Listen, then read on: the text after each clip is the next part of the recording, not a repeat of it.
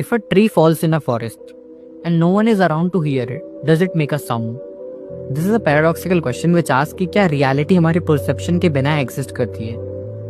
Think about it कि क्या चीज़ें तब भी होती हैं जब हम उन्हें ऑब्जर्व नहीं करते. अगर कोई देखने, सुनने या महसूस करने वाला नहीं है तो क्या वो मोमेंट रियल है या सिर्फ हमारी रियल अवेयरनेस रियलिटी डिफाइन करती है?